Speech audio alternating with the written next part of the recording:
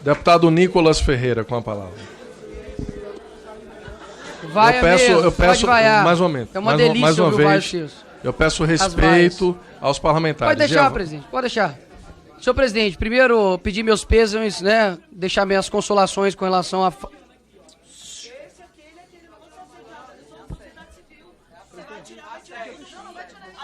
Presidente, pode deixar, deixa lá.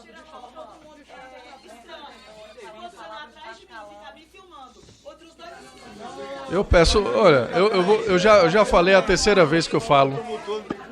Os manifestantes aqui, pelo amor de Deus. O que? Tá. Presidente, não aqui. Se pode invadir a privacidade, não se pode filmar quem quer que seja sem autorização da pessoa. Não se pode, eu não presidente. Sei o que é que Vossa Excelência ali. tem que estar dentro do que diz a nossa própria legislação. É o que mais acontece aqui, deputada. E pela é o que mais acontece aqui. O que mais acontece aqui? É o que mais Gente, acontece pelo amor de Deus, aqui. o presidente tá falando. Não pode Vou correr requerer as filmagens, deputada Érica. Eu De vou todos pedir. que me filmaram também, deputada Érica Cocai. Não, entrou nessa casa, está sendo gravado. Não quer ser filmado, é só Pessoal, sair. Por favor. Eu vou pedir pela última vez aos manifestantes. Nós somos pessoas públicas e devemos responder por todas as nossas ações. Pois é, eu não Mas é peço que diferente não- de uma pessoa Deputada, estar por aqui. favor. Cocai, por favor, Cocai. Por favor, deputado. Por favor, digo eu. Quer encerrar isso? Presidente, pede a Posso Polícia prosseguir, Legislativa senhor para presidente? retirar, presidente. Se eu puder prosseguir, senhor Eu presidente. peço vou pela prosseguir. última vez que não interrompam a reunião dos parlamentares. Por favor.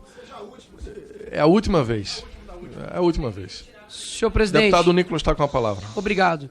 Meus pêsames pela falência do seu pai, que o senhor conforte seu coração. Agora, o tema aqui, obviamente, ele é sensível e o debate deve ser levado a sério. E quando aqui parlamentares, por exemplo, né, citam a Bíblia, a vaias e pedem a Constituição. Só que eles utilizam o argumento bíblico para nos rebater. Ou seja, a Bíblia só serve quando os convém. E quando a gente utiliza a Bíblia, eles dizem para poder utilizar a Constituição. Quando nós lemos a Constituição, que está aqui no parágrafo 3º, para efeito da proteção do Estado, é reconhecida a união estável entre o homem e a mulher. Eles dizem que não é para recorrer à Constituição, mas recorrer ao STF. Só que utilizar o STF como balizador de justiça, de fato, é ser muito inocente. Até mesmo porque nós estamos vendo o STF usurpar suas competências, inclusive com esses temas.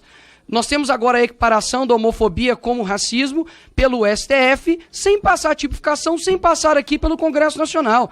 Nós temos a própria legalização aí das drogas, até 60 gramas de maconha do porte, sendo considerado não crime, também sem discussão aqui do Congresso Nacional. Ou seja, utilizar desses argumentos como todos são iguais perante a lei, como um argumento balizador, sem utilizar os contextos, como, por exemplo, a isonomia no direito. Você tem ali igualdade para os iguais e desigualdade para os desiguais. O que eu estou querendo dizer? De que você não pode dizer que uma criança é igual a um adulto, até mesmo porque há penas diferentes, por exemplo, para crimes. Então, esse argumento cai-se por terra. Agora, o debate com relação ao casamento, eu falo aqui porque eu concordo em discordar. Eu não acredito que uma sociedade saudável seja aquela que todos concordem com a mesma coisa. Eu acredito que nós temos que debater. Então eu vou falar, e talvez para algumas pessoas que têm um entendimento diferente, possam se convencer talvez do contrário.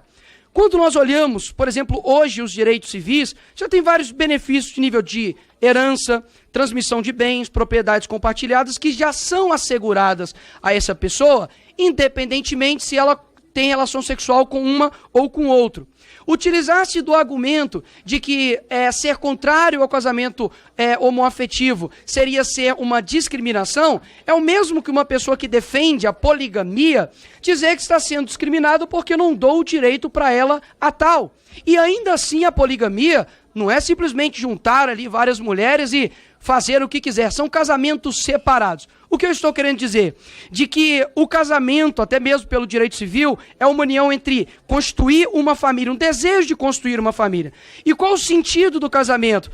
Espécie, gênero e número, ou seja, somos seres humanos, o gênero masculino e feminino, e o número 2, o número só se sustenta pelo gênero também, que são 2.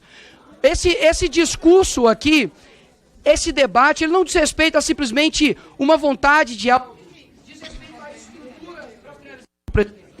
Diz a respeito... mais tempo, eu estou falando pela liderança, senhor presidente, por gentileza. É só contar ali, vai passar. Tem representação? O que eu estou... Tem delegação ordem. da liderança? Pela Tem ordem, delegação da presidente. liderança? Vossa Excelência disse que estava Tá, usando eu vou concluir. Então. a lista... Eu concluo, deputado. Não preocupa não, depois eu falo. Deputado, para concluir, Eu porque tenho delegação não tem da delegação Para liderança? aqui concluir, ainda. isso. Para concluir, senhor presidente, é uma discussão aqui com relação à estrutura da realidade. Independentemente do que vocês possam dizer, a realidade ela é uma só e a realidade não muda porque o interlocutor quer algo que você impõe. Isso daqui gera consequências na nossa sociedade. A Grécia Antiga, como o pastor disse, também existia tudo isso. Mas ainda assim o casamento é um só. Quando você pede para o quadrado, para ele ter somente 3 lados, ele deixa de ser um quadrado. Então tomem cuidado para que vocês não tentem tornar e mudar a realidade. É isso que eu tenho para dizer, senhor presidente. Obrigado.